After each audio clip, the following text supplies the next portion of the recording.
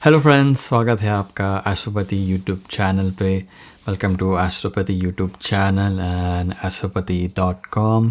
सो astropathy.com इस website a portal जहाँ पे हम एस्ट्रोलॉजर्स को रिव्यू करते हैं, उनको रैंक करते हैं, उनकी रैंकिंग्स हम चेक करते हैं, उनका ट्रेंड चेक करते हैं और सबसे इम्पोर्टेंट बात है वो है क्रेडिबिलिटी, वो हम चेक करते हैं। एंड एस्ट्रोपति यूट्यूब चैनल पे जहाँ हम एस्ट्रोलॉजिस्ट को रिव्यू करते हैं, उसके साथ साथ हम एस्ट्रोलॉजी के रिलेटेड काफ़ी इंटरेस्टिंग वीडियोस भी बनाते हैं। तो उसमें से आज एक इंटरेस्टिंग टॉपिक हमने चूज़ किया है। जैसे कि आपने टाइटल पढ़ा ही होगा और थंबनेल भी पढ़ा होगा और वो सब देख के आपने क्लिक किया है। एंड आपको तो पता ही है कि which is the most important planet as per astrology, और इन एस्ट्रोलॉजी, और ले लीजिए कि in any individual chart which is the most important planet. तो काफ़ी सारे लोगों को आंसर तो पता ही होगा। जैसे कि बहुत सारे लोग बोलेंगे कि सैटर्न, या फिर कोई बोलेंगे कि राहु केतु सन। बट जितना मैंने देखा है, मैंने मेरे 18 सालों के एस्ट्रोलॉजी के रिसर्च में जो मैंने ऑब्जर्व किया है, एक अंडररेटेड प्लैनेट है जिसको काफ़ी बदनाम भी किया जाता है और उसको इतना इम्पोर्टेंस नहीं दिया जाता है। बट एक्चुअल रियल लाइफ में उसके बिना कुछ पॉसिबल है ही नहीं। तो वो बताने से पहले मैं एक स्टोरी बताता हूँ, उसके ज़रिए आपको पता चलेगा, उसके ज़रिए आपको अंडरस्टैंड होगा कि आप समझ तो जाओगे ही कि मैं किसके बारे में बात कर रहा हूँ।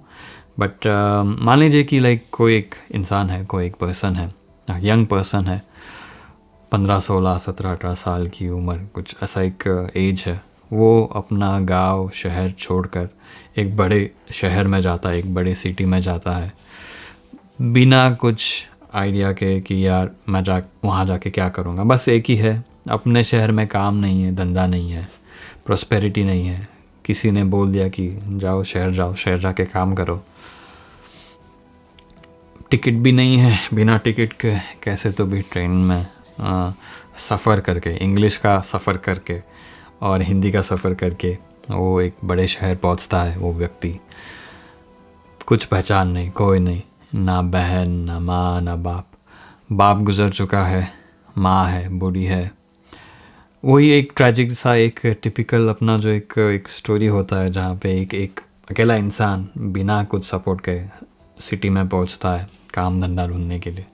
तो एस्ट्रोलॉजिकली आप ऐसा समझिए कि एक व्यक्ति है, उसके सारे प्लैनेट्स डेबिलेटेड है, या फिर सारे प्लैनेट्स तो एक साथ डेबिलेटेड नहीं होंगे, बट कुछ प्लैनेट्स डेबिलेटेड हैं, कुछ की दशा बहुत ख़राब चल रही है, या फिर कुछ रेट्रोगेट है, या फिर मतलब कंडीशन सारे प्लैनेट्स की ऑलमोस्ट ख़राब है सिवाय एक के।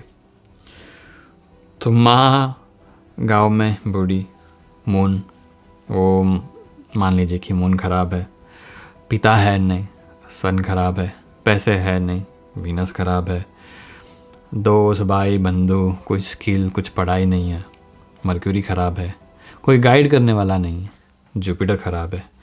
यहाँ मैं राहु केतु की बात नहीं करूँगा, राहु केतु तो कम्प्लीटली गेम चेंजर है। काम धंधा है नहीं, शनि ख़राब है, शनि का सपोर्ट नहीं है। बस एक है जो सपोर्ट कर रहा है, एक है जिसने हिम्मत दी कि भाई छोड़ दे सब, चल जाके देख लेंगे, जाते हैं शहर, देख लेंगे, कुछ तो हो जाएगा, कुछ ना कुछ हो जाएगा, मंगल। तो यहाँ पे आप देख लीजिए कि कोई नहीं है उसके पास, ना कुछ नहीं है, ज़ीरो है, ज़ीरो। वो बस उसके पास है सेल्फ एंड हिम्मत। तो लड़का क्या करता है, यहाँ वहाँ भटकता है, कुछ ना कुछ छोटा मोटा काम ढूंढ लेता है, बर्तन घिसना हो, होटल में कुछ काम हो, कुछ भी छोटा मोटा काम है, ढूंढ लेता है। 1 साल 2 साल निकाल लेता है, वहीं पर वो घिसता रहता है। उसके बाद थोड़ा उसका लाइफ चेंज होना शुरू होता है। अब बात ऐसी है कि सब लोग कहेंगे कि शनि सबसे इम्पोर्टेंट प्लैनेट है। ऑफ कोर्स मैं तो बोलता हूँ कि सारे प्लैनेट्स इम्पोर्टेंट हैं, ठीक है। आपको मैं अगर पूछूं कि आपका फेवरेट बॉडी पार्ट कौन सा है, कोई बोलेगा कि यार चलो मैं राइट हैंड मेरा फेवरेट है, लेफ़्ट की ज़रूरत नहीं है, लेफ़्ट निकाल देते हैं। राइट पैर मेरा फेवरेट है, लेफ़्ट पैर मुझे इतना पसंद नहीं है, निकाल देते हैं, नहीं ना। बॉडी का हर एक पार्ट इम्पोर्टेंट है। वैसे ही एस्ट्रोलॉजी में सारे प्लैनेट्स इम्पोर्टेंट है। ऐसा कुछ आप बोल नहीं सकते कि एक प्लैनेट आपका फेवरेट है तो वो अगर सही है तो सारा कुछ सही हो जाएगा, वैसा नहीं है। सारे प्लैनेट्स ज़रूरी है, बट एक कोई स्पेशल कंडीशन में ऐसा हो जाए, कुछ मान लीजिए कि सारे प्लैनेट्स आपको फ्रूट्स सही नहीं दे रहे हैं, बट एक प्लैनेट अगर सही हो, सही जगह पे हो, सही पोजीशन में हो, और वो अगर आपको पावर दे रहा है तो आप सबको डिफीट कर सकते हो, सबको सबको सबको। कैसे? तो यही स्टोरी के जरिए मैं आपको आगे बताता हूँ कि मान लीजिए शनि भी ख़राब है, शनि की दशा ख़राब है, या फिर कुछ पोजीशन सही नहीं है, पर बंदा काम किए जा रहा है, गिव अप नहीं कर रहा है, वही रिपीटेडली सेम जगह पे जाके वही सेम काम कर रहा है, पैसे बचा रहा है कुछ और करने के लिए। छोटा सा एक, शायद उसको कुछ एक छोटी सी टपरी या फिर छोटा सा कुछ स्टॉल डालना, उसके लिए पैसा जमा कर रहा है, वो रिपीटेडली मेहनत कर रहा है। एक पॉइंट पे जाके उसने पैसे जमा कर लिए वो, और फिर वो उसने अपना एक छोटा सा दुकान डाल दिया। वहाँ से वो छोटे दुकान को वो चलाता था, वही रिपीट। तो यहाँ पे आपने एक समझना है कि मंगल तो ऑफ कोर्स, मंगल सही है तो सब दंगल कर सकते हो आप, सारी दंगलें आप जीत सकते हो। बट उसके अलावा सेकेंडरी जो मुझे लगता है कि जो सबसे इम्पोर्टेंट है वो है शनि, ऑफ कोर्स। अब मार्स और सैटर्न का रिलेशनशिप काफ़ी खास है। अपर लेवल पे तो दोनों की दुश्मनी ऐसे हमें नज़र आती है कि एक एकदम फास्ट मूविंग गुस्सेल, एक लाइक वॉरियर टाइप है, तो दूसरा एकदम शांत, कोल्ड, स्लो मूविंग, स्ट्रैटेजी से सोचने वाला, धीरे धीरे काम करने वाला बंदा है। तो दोनों को एक रूम में रख दो, ये तो यार फ्रिक्शन तो होगा ही। बट 10th हाउस को रूल करते हैं शनिदेव, सैटर्न। मार्स एक्सल्टेड होता है कैप्रिकॉर्न में, 10वीं राशि में, 10वें स्थान में, सबसे पावरफुल होता है। तो भले दोनों का स्वभाव अलग हो, दोनों की जमती ना हो, बट दोनों का गोल इन दी एंड सेम ही है। शनि कर्मदाता, कर्म को बताते हैं, कर्म के आगे पीछे ही उनका सारा सब खेल है। और सारे प्लैनेट्स में एक ही प्लैनेट है जो वहाँ पे एक्सल्टेड होता है, वो खुश है, वो सब कर्म करने के लिए, मेहनत करने के लिए, soldier Mars, and that is exalted in the sign of Capricorn of Saturn. So ये काफ़ी कॉन्ट्राडिक्टरी है, क्योंकि सैटर्न डेबिलेटर हो जाते हैं मंगल के राशि में, लाइक एरिस में, बट वही मंगल एक्सल्टेड हो जाते हैं शनिदेव की राशि में, कैप्रिकॉर्न में। सो ये काफ़ी बोलते हैं ना कि ये कॉम्बिनेशन है एक इंजन का। अगर आपके चार्ट में मंगल और शनि साथ में हो, कहीं पर भी हो, सही राशि, सही स्थान में हो, तो ये एक इंजन जो होता है ना, उसको रिप्रेजेंट करता है। कैसे? Mangal is fire and Saturn is oil. तो कोई भी इंजन, जो भी इंजन हो, चाहे वो रॉकेट इंजन हो, कोई कार का इंजन हो, F1 का इंजन हो, जो भी चीज़ आगे बढ़ती है स्पीड से हो, या फिर एक प्लेस से अदर लोकेशन तक जाना हो, अदर डेस्टिनेशन तक जाना हो, पहुंचना हो, पृथ्वी को छोड़ के कोई और प्लैनेट में जाना हो, उसके लिए भी हमको एक लगता है इंजन।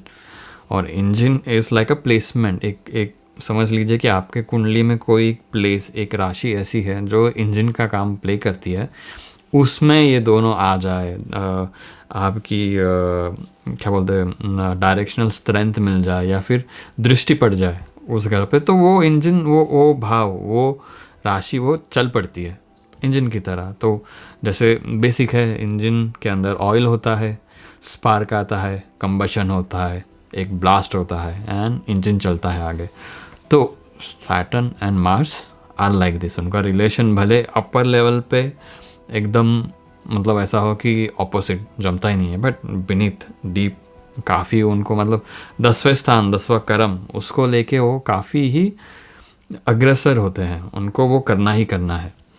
तो वही होता है कि वो जो बंदा है, जो मेहनत कर रहा है, उसने क्या किया, उसने गिव अप नहीं किया। भले सैटर्न की दशा खराब हो या फिर सैटर्न उसको सही फल नहीं दे रहा था, बट एक चीज़ है, अगर आप गिव अप नहीं करते हो तो शनिदेव आपको फल देते हैं।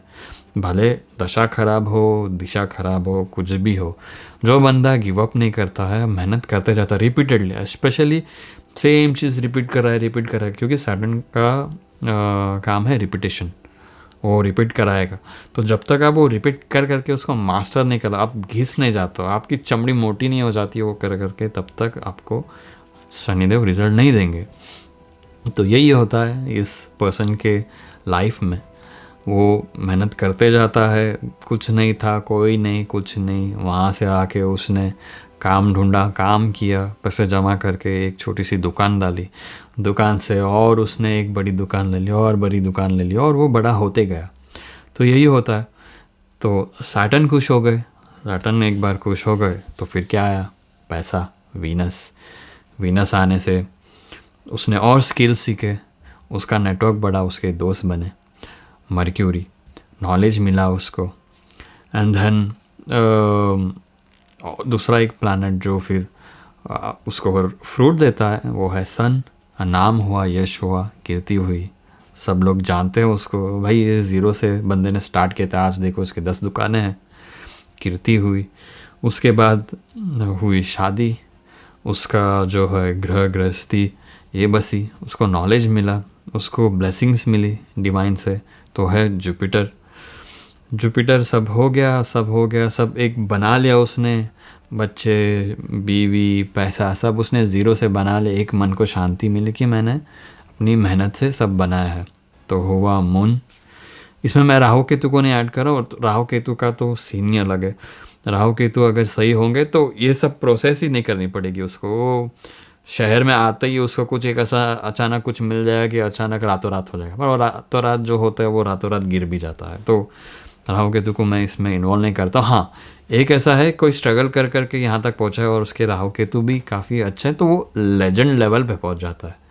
सिर्फ ऐसा नहीं कि 10 दुकानें होंगी, उसकी 10,000 दुकानें होंगी। उतना कोई अगर बड़ा पहुँच रहा है या पहुँचा है, या आपको ऐसा कोई स्टोरी पता होगी, तो फॉर श्योर मंगल तो उसका स्ट्रांग होगा ही, बाकी के प्लैनेट्स ने उसको धीरे धीरे करके सपोर्ट करा होगा, और उसके राहु केतु भी काफ़ी स्ट्रांग होंगे।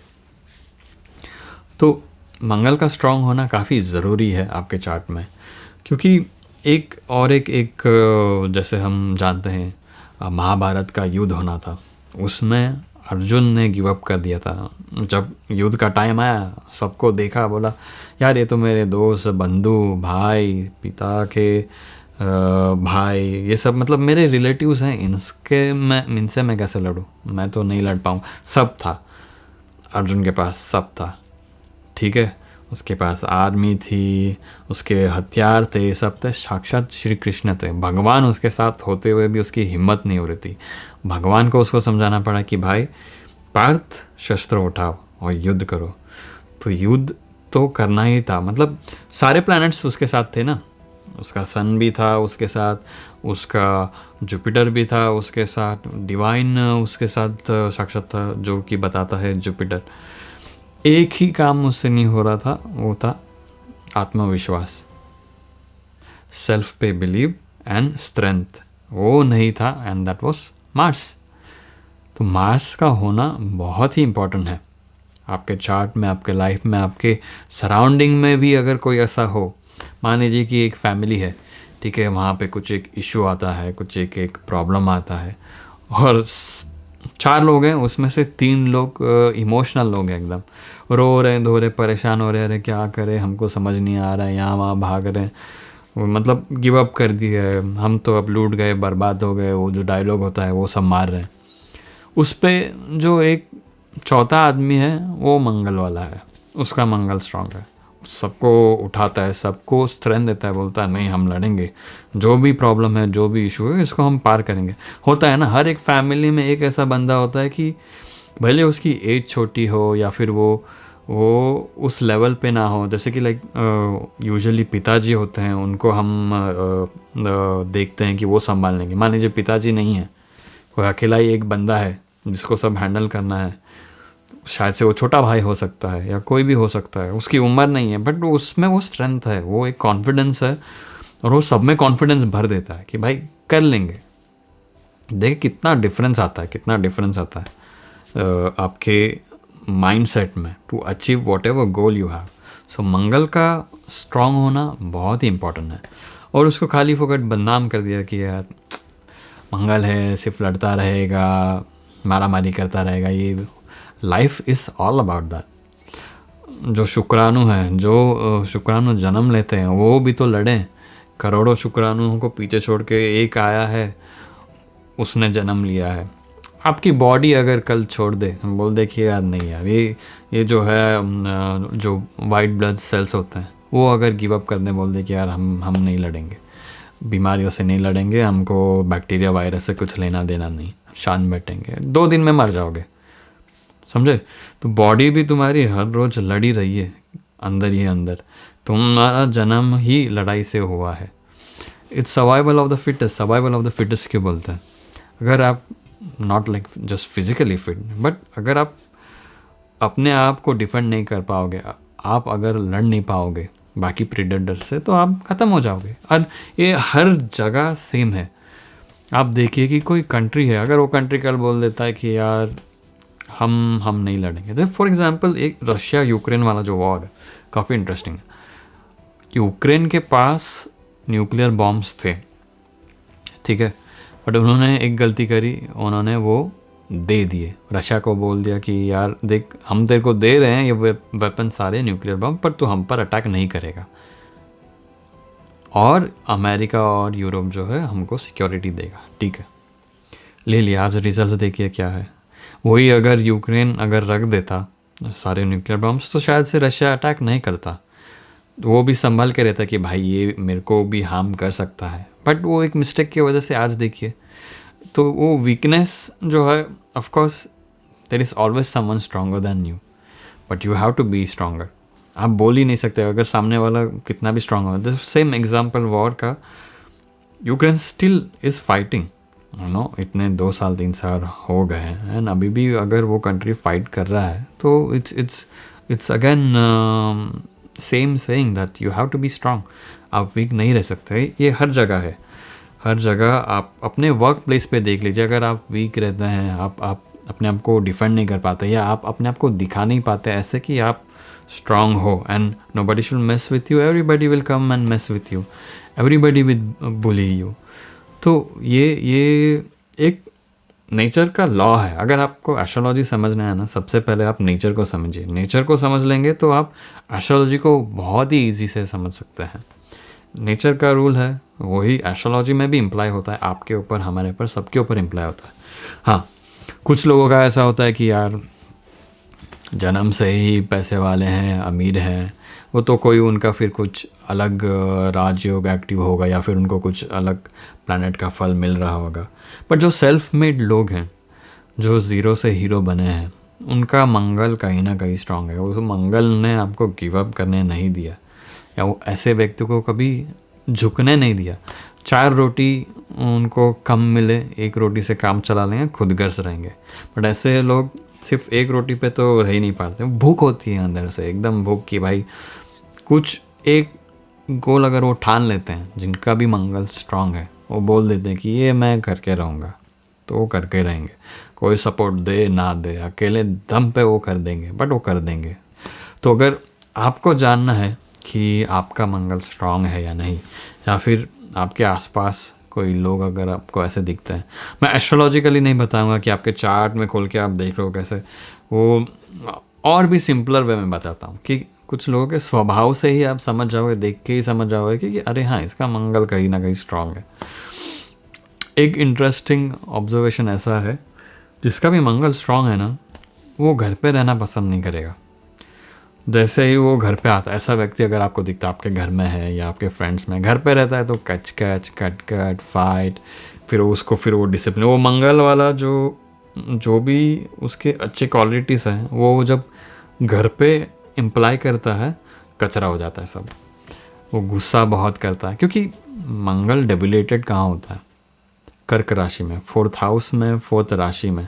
तो ऐसे लोग अगर घर पे रहते हैं तो उनका फ्रस्ट्रेशन रहेगा ही। तो ऐसे लोगों ने क्या करना है कि जिम जाइए, या फिर बाहर ज़्यादा रहिए, बाहर ज़्यादा काम कीजिए, फिज़िकल एक्टिविटी ज़्यादा कीजिए, या फिर ऐसे एक्टिविटीज़ में रहिए जहाँ पे आपके मंगल के क्वालिटीज़ यूज़ हो रहे हैं काफ़ी ज़्यादा।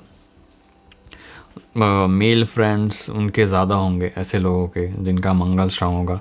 मतलब दोस्त भी ऐसे हैं कि भाई जैसे हैं, कि भाई ने बोला करने का तो करने का। तो ऐसे लोगों का मंगल सही में काफ़ी स्ट्रांग होता है। एंड अगर आपका मंगल स्ट्रांग नहीं है तो आपको डिसिप्लिन का इशू होगा, या फिर ऑर्डर फॉलो करने का इशू होगा, या फिर ऐसे लोग इजीली गिव अप कर देते हैं। इजीली गिव अप करना अगर आपके नेचर में है तो कहीं ना कहीं आपका मंगल वीक है आपके चार्ट में, और ये किसी ने आपको दिया नहीं, ये आपके कर्म है, उसके वजह से आपको मिला है। तो कोई प्लैनेट जानबूझ के ख़राब नहीं होता है किसी के चार्ट में। ये जो भी चार्ट है that is the reflection of your Karma. ठीक है, तो आपके जो भी कर्म आपने किए हैं उसका फल आपको मिल रहा है। ये तो डिवाइन भी इसमें इंटरवेंट नहीं करता है। डिवाइन मतलब भगवान भी जानबूझ के आपको ऐसा कुछ देते नहीं है, पर आपको अगर चेंज करना है तो एक डिवाइन ही है जो ये चेंज कर सकता है। इट्स लाइक प्लैनेट सारे मैनेजर्स हैं, बट अगर आपकी पहचान बॉस से है तो आपका काम हो जाएगा। तो अगर आपको कुछ है, आपके मन में कुछ गोल है, कुछ है, आपको कुछ करना है, कुछ बनना है, कुछ चाहिए आपको वो सपोर्ट नहीं मिल रहा, आप वीक हो रहे हो, आप गिव अप कर रहे हो और आपको पहुंचना है वहाँ तक, तो आप डिवाइन के पास जाइए। कोई भी भगवान जिसको भी आप बिलीव करते हो, कोई भी रिलीजन का हो, बस वो एक एनर्जी तक आप पहुँचिए, उनसे कनेक्ट कीजिए एंड आपको रिजल्ट्स मिलेंगे। And another thing, Mangal is king maker. Simple, Mangal is king maker. क्यों? अभी जो भी राजा है, या फिर आजकल के इसमें जो भी मिनिस्टर्स हैं, प्राइम मिनिस्टर, या फिर जो भी हेड्स हैं कंट्रीज़ के, उनको पावर देता कौन है? उनको पावर मिलती कैसे? How do we understand that this person has power? Because he has control over the army, military, police, that is Mars. Sun is government, sun is king. So king से अगर आप उसकी पावर छीन लो, army उसके against हो जाए, तो वो क्या करेगा? कौन सुनने वाला है? कौन बचाने आने वाला है किंग को, या फिर कोई गवर्नमेंट हेड को, स्टेट हेड को कौन बचाने आ रहा है? कोई नहीं। जो डिफरेंस ऑफ पावर है, या फिर जो भी बंदा पावर में है, उसको दर्शाता है मंगल। मंगल बीच में है इसलिए किंग है। मंगल अगर किंग के अगेंस्ट हो जाए तो फिर किंग कुछ भी नहीं है ना? या फिर मंगल पब्लिक के अगेंस्ट हो जाए तो फिर भी एक प्रॉब्लम है कि यार किंग कंट्रोल नहीं कर पा रहा है। तो मंगल को कंट्रोल करता है सन। तो अगर आपका मंगल अच्छा है तो आपका सन भी अच्छा हो जाएगा। तो ऐसे आपने काफ़ी देखा होगा कि कुछ लोगों का अपने फादर से काफ़ी क्लोज रिलेशन होता है, या फिर कुछ लोगों के जन्म लेते ही फादर को बहुत सारा ग्रोथ मिला, बहुत सारी प्रगति मिली। बहुत सारे अलग कॉम्बिनेशंस होते हैं, ये दिखाते हैं। बट कोई एक बच्चा है, उसका मंगल अच्छा है तो अपने आप को पिता को भी काफ़ी अच्छे फल मिलते हैं, उस फैमिली को ही ओवरऑल अच्छे फल मिलते हैं। तो thank you guys for watching this video. अगर आपको जानना है आपका मंगल कैसा है तो आप हमें ईमेल कर सकते हैं, कंसल्टेशन ले सकते हैं। हमने अभी कंसल्टेशन ओपन की है, दो हमारा वेबसाइट अभी तक लाइव गया नहीं है, बट अगर आपको इंटरेस्ट है आपके कंसल्टेशन लेने में तो आप astropathy9@gmail.com पे आप हमें ईमेल कर सकते हैं, and then we can take it forward, how to take the consultation, how we can do and all, and आपको डिटेल्स मिल जाएंगे। एंड प्लीज़ देखते रहिए एस्ट्रोपति यूट्यूब चैनल, एंड बहुत सारे एस्ट्रोलॉजर्स की रैंकिंग एंड रिव्यूज़। अगर आप किसी एस्ट्रोलॉजर को जानते हैं और आपको उनका रिव्यू और रैंकिंग जानना है, please share it on comment and we will do a video on that. And as soon as astropathy.com is live, उस पर एक डैशबोर्ड होगा, वहाँ पे सारे एस्ट्रोलॉजर्स की रैंकिंग्स एंड क्रेडिबिलिटी होगी, तो उसे आप देख सकते हैं कि आप कौन से एस्ट्रोलॉजर को आपने अप्रोच करना चाहिए, कंसल्टेशन लेनी चाहिए, या फिर फॉलो करना चाहिए, उनका नॉलेज सही है या नहीं, उनकी क्रेडिबिलिटी सही है या नहीं। क्योंकि एस्ट्रोलॉजी मार्केट इज़ काफ़ी अनऑर्गेनाइज एंड काफ़ी केओस है, तो वही केओस को हम एक अलाइन करने की कोशिश कर रहे हैं with help of astropathy.com। And thank you for watching. हम जल्दी आएंगे एक काफ़ी इंटरेस्टिंग टॉपिक के साथ एंड काफ़ी इंटरेस्टिंग रिव्यू के साथ। Thank you so much and take care.